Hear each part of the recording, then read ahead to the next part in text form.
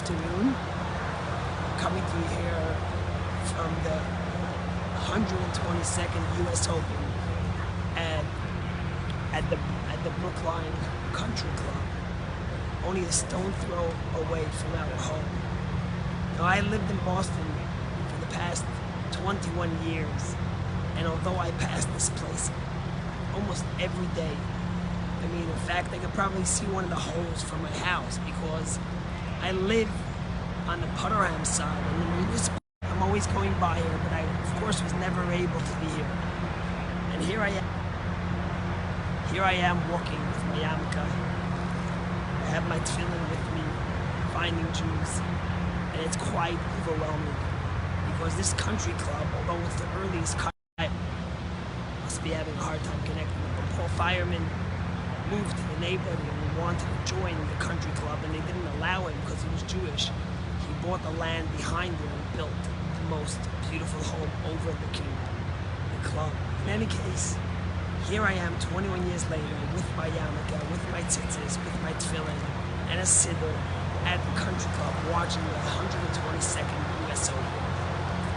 And I was thinking about it because this week's Torah portion, you read about Aaron did exactly what his brother Moses had told him. He says that Aaron didn't change anything from the instructions that Moses has given him. And all the commentaries ask, what's the big deal? Aaron's the high priest. Moses is the greatest leader. Of course, if Moses is going to tell him what to do, Aaron's going to listen. So why are we surprised? Why does Rashi have to comment and say, you should know that Aaron didn't change anything from what he was supposed to do? The Lubavitcher Rebbe tells us like this. The Lubavitcher Rebbe tells us that, you see, Aaron was going to kindle the menorah every day. A lot of it was miraculous. It happened by miracles. It lasted the whole time. It burned, illuminated in many different ways. It was miracles. So Aaron could have said, listen, what difference does it make? I'll make a little effort, but God's doing it anyways. It's all miracles. Who cares about the details of what I do? But Aaron realized that, when God tells you something, you got to do it all. It's not about all that happen. It's about the effort that you make and what you do with instructions that God gave you. And the same is true in our life. I was thinking about the U.S. Open. I think about, just had Nick. He was sitting right here, and Phil Mickelson just came by doing his practice. Today's just a practice day. The Open starts tomorrow. And it's a big deal because although many of these athletes are gifted, talented, they know that you can't rely on the gifts and talents that God gives you. You need to practice. You need to work through it. You need to make an effort. You need to get better at what you do. How much more so in our spiritual life? Sometimes you say, what difference does it make? The details of how I do Shabbos, of what kind of menorah I light, about the charity I give, the friends I have.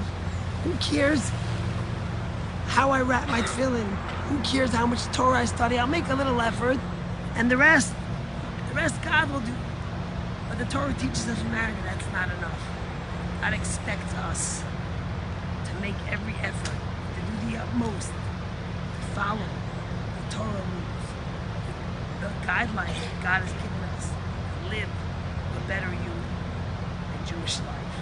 So coming to you here on the country club, yes, there are Jews wrapping tefillin, maybe for the first time ever at the country club, feeling so blessed to be here and be able to walk with my yarmulke and tzitzis proud as I celebrate the gift that God has given us and the responsibility that He has given us with it. God bless you and have yourself an awesome day.